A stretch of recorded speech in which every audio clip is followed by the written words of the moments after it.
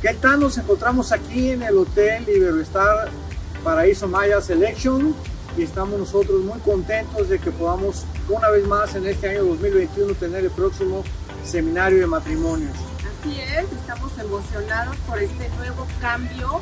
La verdad vale la pena, estamos conociendo las instalaciones, es un lugar bellísimo y se están haciendo cosas nuevas. Así es que este nuevo comienzo es una nueva oportunidad también para tu familia, para tu matrimonio, para que también puedas traer a tus hijos si quieres. Este es un año especial, así es que no te lo pierdas, inscríbete y te esperamos aquí. Hotel todo incluido con los conferencistas Dr. Armando y Marta Alducin. Inscripciones abiertas.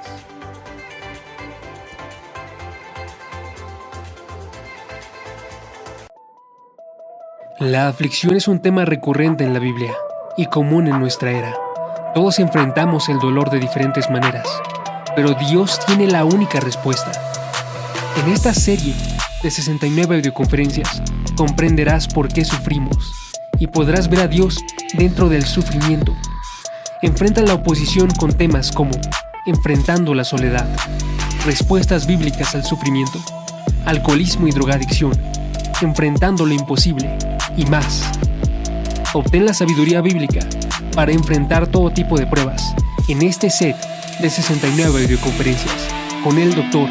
Armando Alducin, enfrentando la adversidad. El Dr. Armando Alducin presenta Tomo 5 del Antiguo Testamento. Sumérgete en las profundidades del conocimiento de Dios, en un set de 81 audioconferencias con el Dr. Armando Alducin, en las cuales observaremos los libros de Daniel, Isaías, Lamentaciones, Oseas y Amós. Conoceremos la vida del pueblo de Israel antes del exilio y durante su habitación en Babilonia, y veremos la corrupción de las naciones en contra de Dios, y un Dios misericordioso que tiene grandes promesas de esperanza para el futuro, con temas como pecados de naciones paganas, profecías del fin, síntomas de decadencia espiritual y la futura esperanza del mundo. 81 audioconferencias del Dr. Armando Alducin.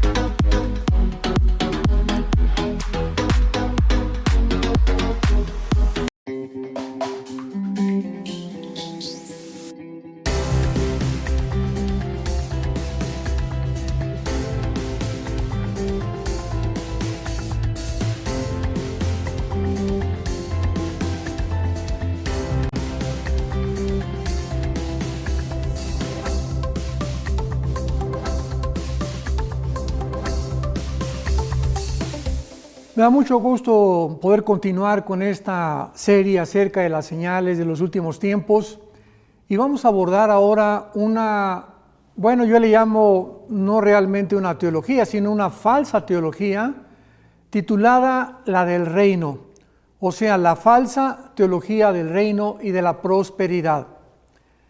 No cabe duda que este último año, el 2020, fue un año sorpresivo e inesperado para todos nosotros.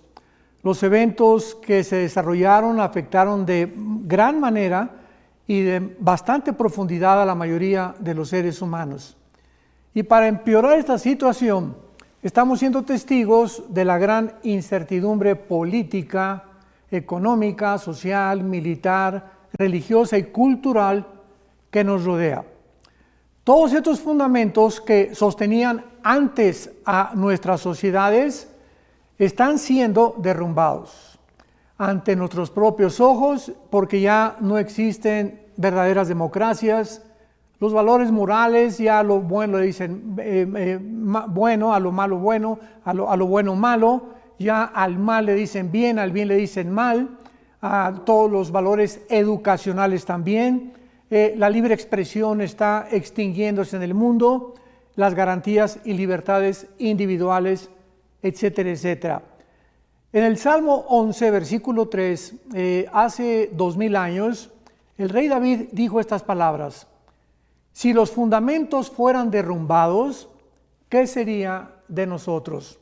En otras palabras, ¿cuáles son los fundamentos que sostienen a una sociedad? Bíblicamente es la familia.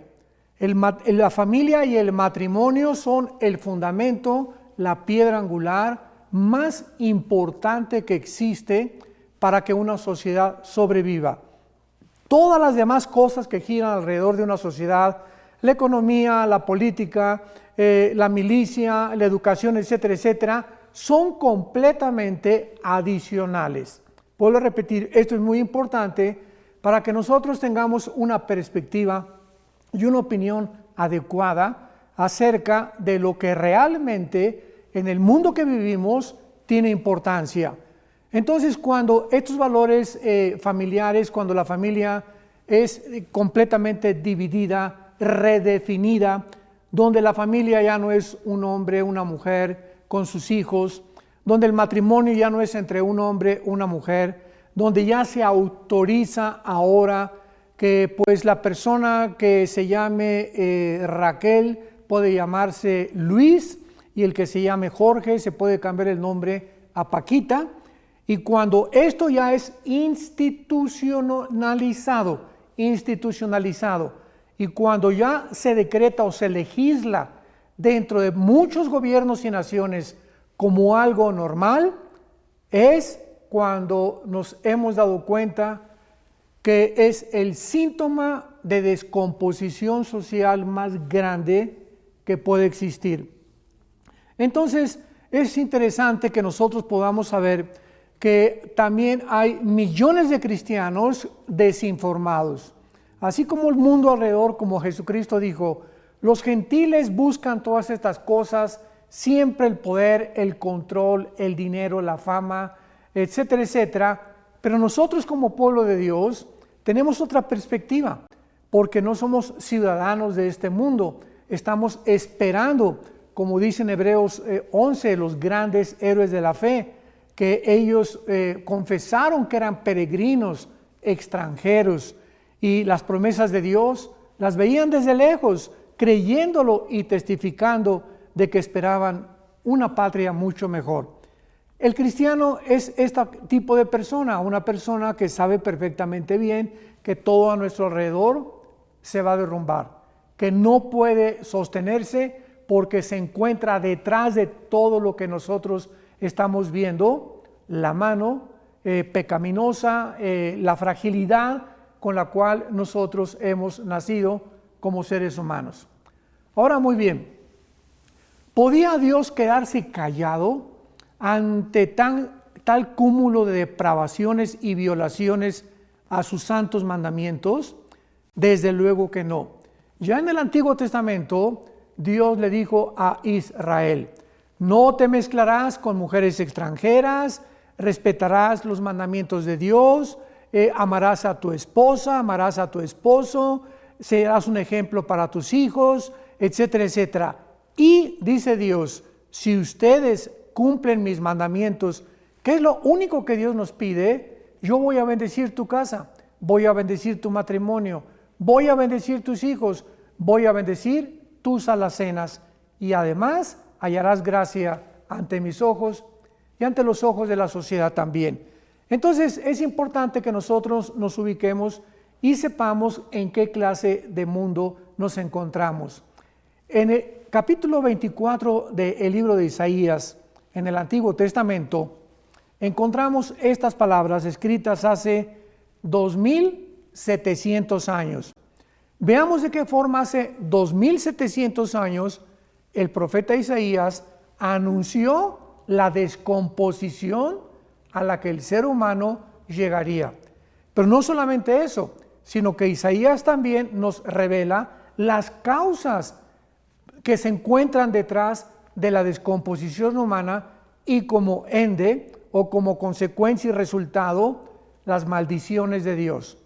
Dice Isaías 24, versículo 3 en adelante: la tierra será enteramente vaciada y completamente saqueada, porque Jehová ha pronunciado esta palabra: se destruyó, cayó la tierra, enfermó, cayó el mundo, enfermaron los altos pueblos de la tierra, y la tierra se contaminó bajo sus moradores, Y escuchemos las 3 razones por las cuales Dios, hace 2700 años, a través de la boca del profeta Isaías, pronosticó por qué la tierra se iba a enfermar, porque es como se encuentra el mundo.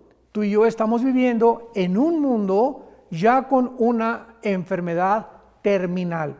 El mundo ya está completamente contaminado, no solamente el agua, el aire, la comida, los mares, los ríos, sino que los seres humanos hemos llegado a un punto donde se podía calificar como una transhumanización. Hemos pasado el grado de ser humano para convertirnos casi en animales. Y dice así, la primera razón por la cual el mundo enfermó: traspasaron las leyes, falsearon el derecho, número 2, y número 3, quebrantaron el pacto sempiterno. Vamos a ver en primer lugar la primera razón que Dios explica por qué el ser humano ha llegado a donde ha llegado. ¿Por qué hemos traspasado las leyes? ¿Cuáles leyes? Lógicamente las leyes que Dios estableció.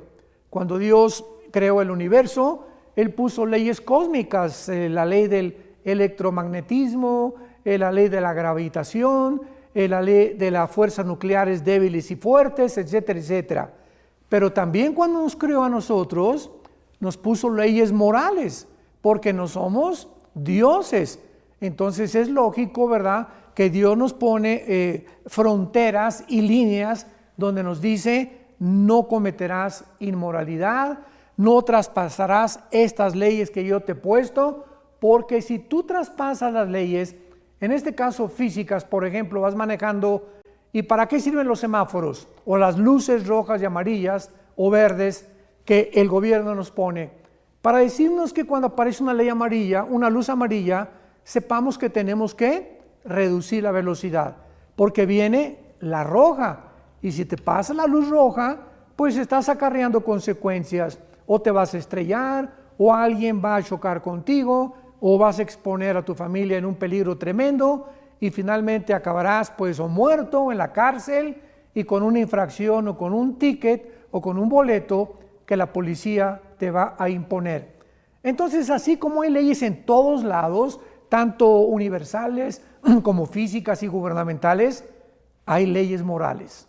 Y estas leyes morales las hemos traspasado. Es impresionante a dónde el mundo ha llegado actualmente. En segundo lugar, dice la Biblia que falsearon el derecho. ¿A qué derecho está Dios hablando? Bueno, Dios está mencionando que Dios puso presidentes, vicepresidentes, monarcas en las monarquías. Desde luego Dios puso gobernantes, puso generales en el ejército, puso jueces, puso diputados, y en todo gobierno tiene que haber un panorama muy claro acerca del gobierno. Hay el gobierno judicial, el gobierno legislativo, ¿verdad?, etcétera, etcétera. Y cuando los jueces y cuando los gobernantes brincan o traspasan las leyes que Dios ha puesto para que al juzgar a una persona no se le vea si es de color, si es amarillo, o si es chino, o si es blanco, etcétera, etcétera, o si es rico o si es pobre. Esto es lo que Jesucristo está dándonos a entender. El ser humano ha falseado el derecho. Las injusticias que hay en la mayor parte de los juzgados a nivel mundial son absolutamente abominables a los ojos de Dios. Y finalmente, en tercer lugar, Dios dice que la tercera razón por la cual la maldición vino a la tierra fue precisamente porque, dice Dios, quebrantaron el pacto sempiterno. Y este es el más importante de todos. ¿De qué pacto está hablando Dios? Porque Dios hizo un pacto con Abraham, Dios hizo un pacto, el pacto davídico de los 10 mandamientos en el monte Sinaí. Dios hizo el pacto mosaico también. Y así todos estos pactos, ahorita estamos bajo el pacto de sangre que Dios hizo con la nación de Israel, Hebreos capítulo 8. Pero este pacto sempiterno, ¿cuál es y qué importancia Dios le da en la Biblia. Vamos a abrir el libro en Malaquías, en el libro de Malaquías en el Antiguo Testamento, que es el último de los libros antes de que comience el Nuevo Testamento, y veamos lo que hace 2500 años este profeta escribió. Malaquías 2, versículo 3 al versículo 15. Dios le está hablando a los líderes de Israel en su despedida. Y después de Malaquías pasaron 400 años sin que Dios le dirigiera la palabra a la nación de Israel, hasta que la primera voz que se oyó fue la de Juan el Bautista. Entonces, entre Malaquías y la apertura del Nuevo Testamento pasaron 400 años en silencio, porque es el más grande de los juicios de Dios. Cuando Dios ya no habla, cuando ya Dios no nos dirige su palabra, es la tragedia más grande que puede el mundo atravesar. Y dice Malaquías 2, versículo 3 en adelante: esta vez le está hablando a los líderes, harán cubrir el altar de Jehová de lágrimas, de llanto y de clamor. Así que no miraré más a su ofrenda para aceptarla con gusto de vuestra mano. Mas dirán, ¿por qué? Observemos que la respuesta de los líderes fue ¿por qué? O sea, habían llegado los líderes religiosos de Israel a desensibilizarse a tal grado que cuando ya oían la voz de Dios, ya no la reconocían. Ya no sabían distinguir entre el bien y entre el mal.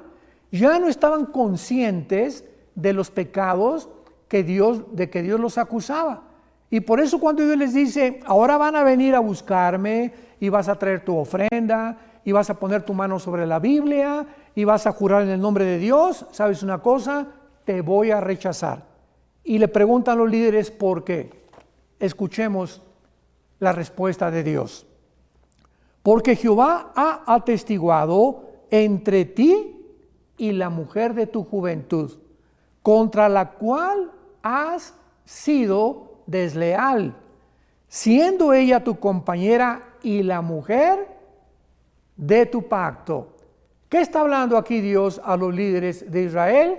Que ellos estaban en la religión y cumplían con su religión, pero que sin embargo no habían entendido que el matrimonio es un pacto entre Dios y nosotros, entre la sociedad y entre nuestra propia familia. El matrimonio es la institución más santa, más sagrada que Dios ha establecido desde el principio de la creación. Antes de que hubiera gobiernos, antes de que hubiera empresas, Dios estableció como la columna, como el pivote, como el baluarte de la sociedad, el matrimonio entre un hombre y una mujer. Y estos líderes de Israel pues habían violado este pacto. Estaban siendo desleales a su esposa, a sus esposas. Y ellos ya ni siquiera se habían dado cuenta de que era tan importante a los ojos de Dios. Y entonces en el versículo 15 Dios les explica por qué es tan importante ante sus ojos y por qué nosotros debemos siempre estar continuamente analizando la forma en la que nosotros estamos viviendo con nuestra compañera o con nuestro compañero que Dios nos ha dado para formar una familia.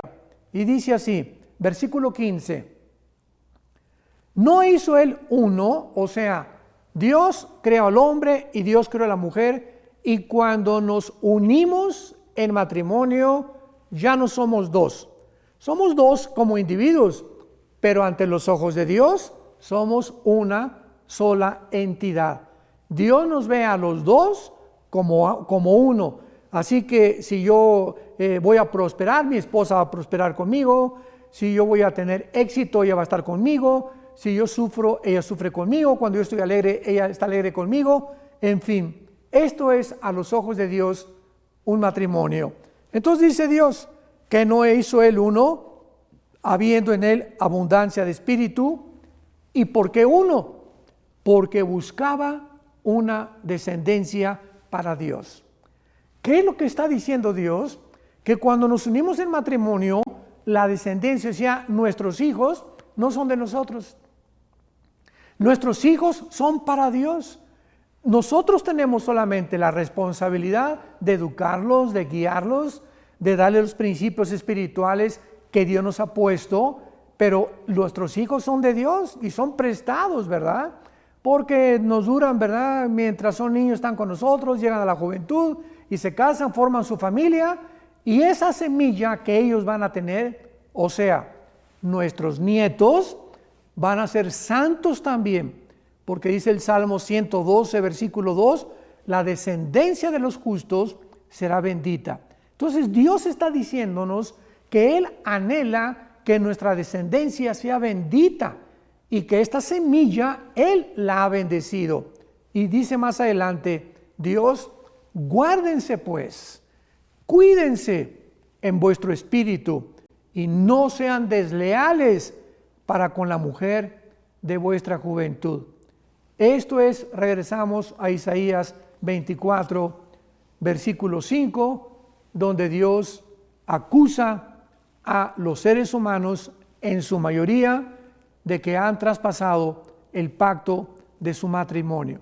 Entonces ahorita vemos que ya ni siquiera hay el matrimonio. Ya hay matrimonios entre hombres, matrimonios entre mujeres, y hay matrimonios que tal vez tienen ya 15, 10 años juntos, pero divorciados hace mucho tiempo emocionalmente. Y esta es la razón por la cual aquí nosotros en Vida Nueva para el Mundo tenemos seminarios continuos de matrimonios, como el que tenemos cada octubre en la preciosa Riviera Maya, para invitar a todos estos matrimonios cristianos o no cristianos que vengan y que entiendan a través de las Escrituras las responsabilidades que cada uno de nosotros tenemos delante de Dios, para que Dios nos pueda bendecir, porque vivimos tiempos en los que tal vez tú puedas prosperar económicamente, o ya llegaste a ser diputado, o ya tienes una empresa, o ya tienes cantidad de dinero, pero sin embargo, si tu matrimonio y tu familia no están a los ojos de Dios bendecidos, todo aquello que tú tienes no te va a durar, va a ser temporal. Y dice el versículo 6 de Isaías 24, por esta causa la maldición consumió la tierra. Por esta causa nuestros pecados hacen que la tierra a nuestro alrededor se vuelva contra nosotros. Ahora podemos dar una respuesta, porque en los últimos 10, 15 años han aumentado los tsunamis, los terremotos, los huracanes, los tornados, las inundaciones, los incendios en diferentes partes del mundo, la deforestación.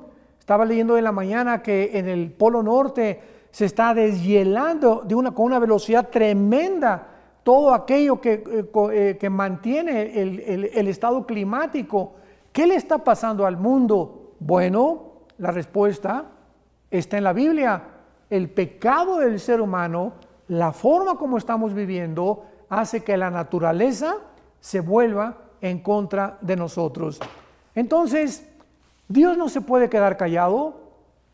Dice Gálatas capítulo 6, el apóstol Pablo en el Nuevo Testamento, lo que sembramos, lo tenemos que recoger. Y la cosecha que tenemos ahorita alrededor es simplemente lo que en los últimos años hemos venido sembrando. Destrucción, divorcios, inmoralidad, lucha contra las leyes de Dios, rebelión contra el gobierno, contra las autoridades, y no es posible que podamos creer que vamos a seguir disfrutando las bendiciones de Dios. Dice en el capítulo 17 de Lucas, el Señor Jesucristo, comparando Jesucristo ahora la antesala de su venida con dos tiempos del pasado. Cristo comparó y dijo, la última generación, o sea, la que tú y yo estamos viviendo, Cristo dijo, será como dos generaciones que tuvo lugar en el pasado. Uno, en los tiempos de Noé, en el diluvio, y dos, en los tiempos de Lot.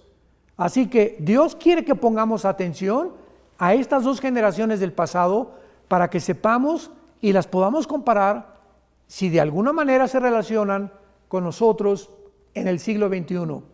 Dice Lucas 17, versículo 26, y aquí es Jesucristo el que está hablando. Como en los días de Noé, así también será en los días del Hijo del Hombre.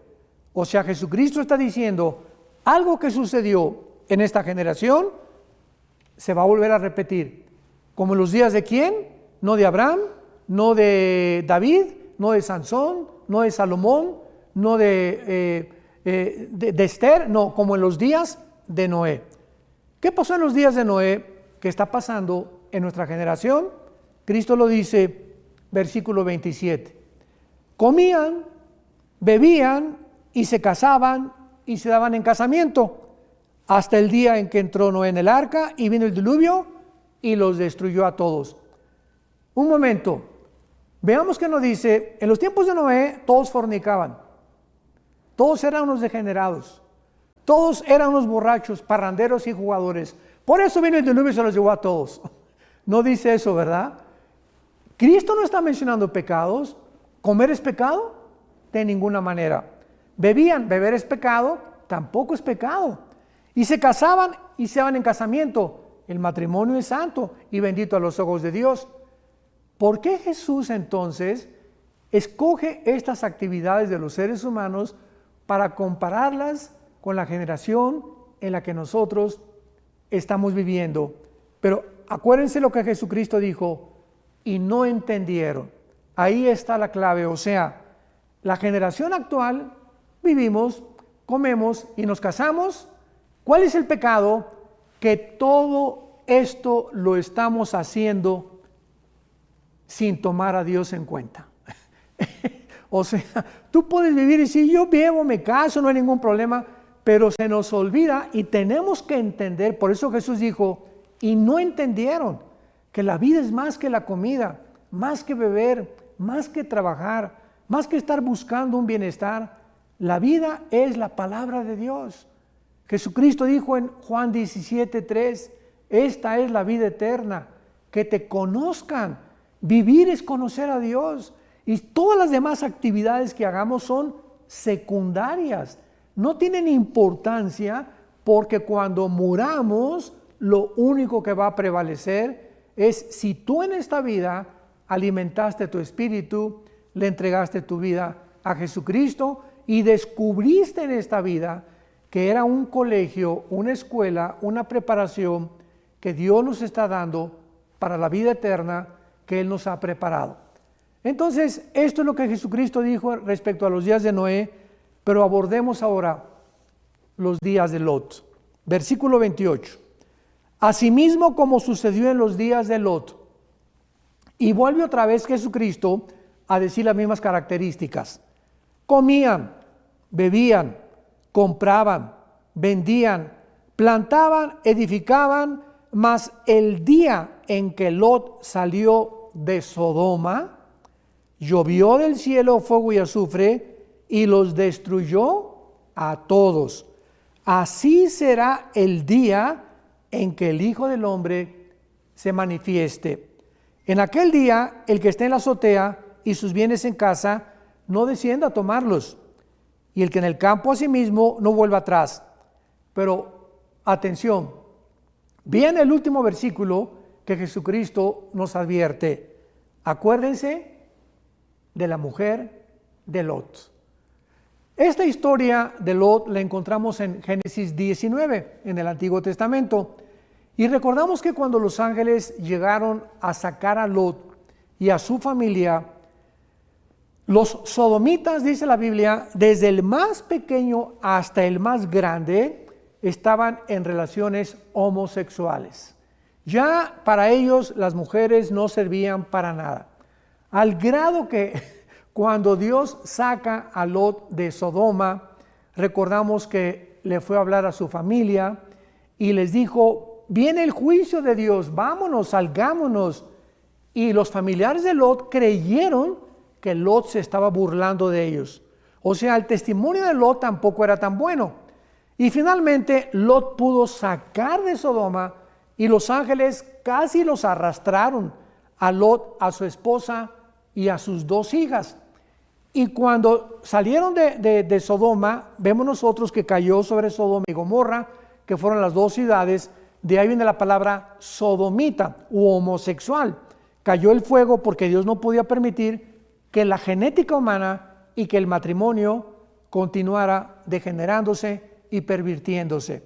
Entonces, al salir, los ángeles les dijeron, no volteen atrás. O sea, salgan sin voltear atrás. Y acordémonos que en Génesis 19, la esposa de Lot no resistió la tentación y volteó para atrás. O sea, quería ver por última vez la ciudad donde ella había venido y tal vez supuestamente ella disfrutado. ¿Y qué le pasó a la mujer de Lot? Se volvió estatua de sal. ¿Por qué Cristo quiere que pongamos la atención principalmente en la mujer de Lot? Bueno, en Mateo capítulo 5, Jesucristo dijo, ustedes son la sal de la tierra. Y sabemos que la sal sirve para preservar la comida. En la carne tú le pones sal y te dura más tiempo. Pero si si la comida no es salada, no puede durar el tiempo que podría durar. Entonces, de esta manera, nosotros, como la sal de la tierra, no vamos a acabar con la maldad nosotros. Porque la maldad, hasta que Cristo venga, Él la va a terminar. Estamos aquí para impedir, para preservar que la maldad no avance tan fuerte como podría avanzar. Tu testimonio en la escuela hará muchísimo, como tú no te imaginas, ante todos los amigos que tienes alrededor, porque vas a ser diferente a los demás y de alguna manera estás impidiendo que se contamine más rápidamente o que se contagien más almas humanas con tantas barbaridades que vemos.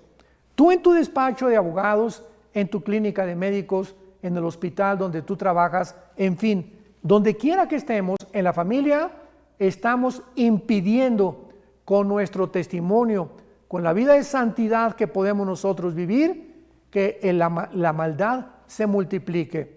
Y cuando Jesucristo dice que la mujer de Lot se convirtió en estatua de sal, está diciéndonos lo siguiente, que cuando Él venga, va a haber cantidad de cristianos convertidos en estatuas de sal. O sea, ahí van a estar, pero jamás hablaron, jamás testificaron y siempre con los ojos como la mujer de Lot en el mundo. Yo hay cristianos que les pregunto, ¿tú quisieras que venga Cristo mañana? Y dicen, bueno, es que tengo muchos planes todavía y yo quisiera, ¿verdad?, todavía gozarme un poco más, etcétera, etcétera, porque de alguna manera aman el mundo. Y hay otros como a Pablo que le preguntaron, oye, ¿qué preferías, seguir viviendo o morir? Y Pablo contestó, si me quedo viviendo y es para la obra de Cristo, prefiero no morir.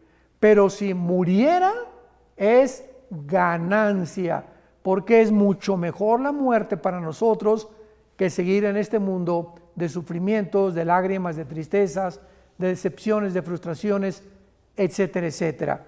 Entonces, esto es muy importante porque actualmente estamos viviendo una época en el mundo donde hay un grupo de cristianos que han comenzado a enseñar que el mundo va a mejorar. Esto lo vamos a continuar en la próxima estudio, que el mundo va a mejorar, que el cristiano va a establecer el reino de Dios, que va a haber un gran avivamiento antes de la tribulación. Y la Biblia en ninguna parte enseña estas barbaridades. Por eso se llama la teología del reino y de la prosperidad. Muchos creen que los Estados Unidos se van a levantar con un avivamiento futuro, Argentina para Cristo, México para Cristo, y estas barbaridades solamente pueden tener una base hasta Apocalipsis 22, cuando las naciones ya gobernando Cristo con David como vicerregente en Jerusalén, van a ser gobernadas por Dios. Pero antes de que venga Cristo, no hay tal cosa como México, o sea, que una nación entera se vaya a convertir, o un avivamiento nacional. Los avivamientos que vamos a tener antes de que Cristo regrese serán pequeños. Y en cada iglesia cristiana hay siempre un remanente de cristianos fieles, y hay un avivamiento en familias, en pequeñas localidades, pero la Biblia no habla que habrá un avivamiento antes de que Cristo regrese. Gracias a Dios que la mayoría de los cristianos estamos convencidos que nos encontramos viviendo en los últimos tiempos descritos en la Biblia, porque el Señor nos advirtió claramente, Mateo 24, Marcos capítulo 13, Lucas capítulo 21, en los últimos tiempos vendrán terremotos, nación contra nación, pestes, etcétera, etcétera. Y Cristo nos dijo, en los últimos tiempos vendrán los avivamientos más grandes de la historia. Él no quiso ser deshonesto con nosotros y nos advirtió, cuando vean estas cosas, cuando vean el regreso de Jerusalén, que es la higuera, Mateo 24, 32, entonces sepan que no pasará una generación sin que estas cosas acontezcan. Pero este grupo o esta falsa teología del reino y de la prosperidad ha hecho precisamente creer a muchas personas y a muchos cristianos también, ¿verdad? Que vendrán tiempos mejores y a través de este grupo especial de creyentes, las instituciones gubernamentales serán puestas bajo la autoridad de Dios. Nosotros vamos a establecer en el mundo el reino de Dios, y esto lo agregamos a otra falsa teología que se llama el preterismo. Preterismo significa del pasado, que enseña que todas las profecías ya se cumplieron cuando el general Tito de Roma invadió Jerusalén en el año 70, y ahí se cumplió lo que Jesucristo estaba diciendo en Mateo 24, y que las profecías del Apocalipsis ya se cumplieron también. Todas estas barbaridades, ¿verdad?, no tienen absolutamente más que una torcedura de las Escrituras, que la semana 70 de Daniel ya se cumplió. O sea, esto ya es inaudito, porque esta semana 70 de Daniel simplemente tenemos que recordar lo que el ángel le dijo a Daniel. Desde la orden de reconstruir Jerusalén hasta el Mesías habrá 483 años, no días, y aunque fueran días no podrían coincidir tampoco. Y en segundo lugar, dentro de la semana 70 de Daniel se profetiza que Israel se va a convertir, cosa que no hemos visto todavía. ¿Cuándo se va a convertir Israel? Romanos 9, Romanos 10 y Romanos 11. Estas personas del preterismo arrancan estas páginas para poder acoplarse a su teología estas falsas enseñanzas. Pero todo esto ha sucedido con esta falsa teología del reino y de la prosperidad, en la cual todos nosotros tenemos que tener muchísimo cuidado, porque si no lo tenemos, vamos a poder caer en falsas esperanzas, y nuestra esperanza no es la tribulación ni el anticristo.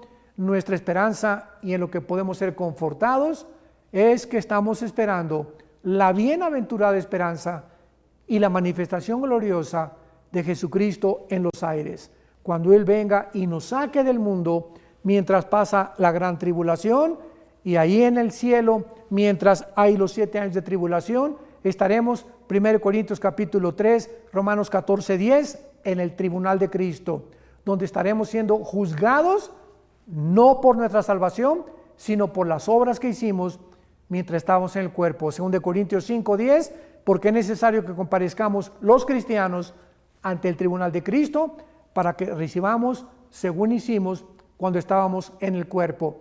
Y después del tribunal está en capítulo 19 del Apocalipsis las bodas del Cordero, y claramente las bodas del Cordero están antes de la segunda venida de Jesucristo en el capítulo 19 del Apocalipsis. Toda esta cronología es tan clara en la Biblia, pero hay personas que ya están completamente adentradas de una forma dogmática, y donde llegan todavía al grado de que si tú no crees como ellos, te consideran o un mentiroso o un falso profeta, y no de ninguna manera.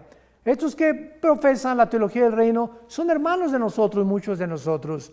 Los que creen que el rapto y la segunda venida de Cristo van a tener lugar en el mismo tiempo, son hermanos de nosotros, y no estamos hablando mal de ellos, respetamos sus personas, estamos hablando de que han abrazado una doctrina, una teología completamente equivocada, que va a hacerlos que vayan a desviarse y a desviar también a sus seguidores.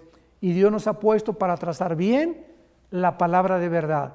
Que Dios te bendiga, y vamos a continuar con esta falsa teología del reino y de la prosperidad, y por la cual en los últimos años hemos visto a tal cantidad de líderes cristianos cayendo porque creyeron que eso era lo más importante en su vida cristiana.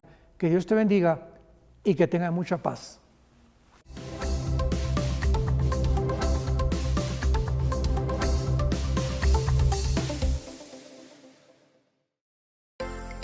Vida Nueva para el Mundo se sostiene y propaga el mensaje de salvación de Jesucristo gracias a Dios y a tus donativos. Llevemos juntos el Evangelio de Jesucristo al mundo entero. Realizamos eventos, seminarios, congresos y diferentes programas para dar a conocer el mensaje de salvación y el poder de nuestro Señor, transformando y edificando vidas de mujeres, hombres, niños alrededor del mundo. ¿Qué pasa cuando decides hacer tu donativo? Aunque no puedas llevar la palabra personalmente a todo el mundo, de esta forma lo estás haciendo. Con tus donativos o aportaciones, estás sembrando y formando parte de lo que Dios está haciendo en su obra. Estás ayudando a traer luz a la oscuridad, paz al conflicto y esperanza a los que no tienen ninguna. Dona desde México.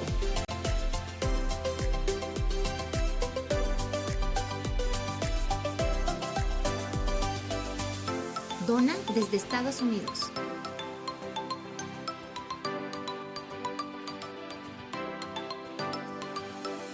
Para el resto de donaciones de otras partes del mundo, www.vidanuevaparelmundo.org.mx/dona. Estamos cumpliendo la gran comisión. Por tanto, vayan y hagan discípulos a todas las naciones, bautizándolos en el nombre del Padre, del Hijo y del Espíritu Santo, enseñándoles que guarden todas las cosas que les he mandado. Y he aquí que yo estoy con ustedes todos los días hasta el fin del mundo.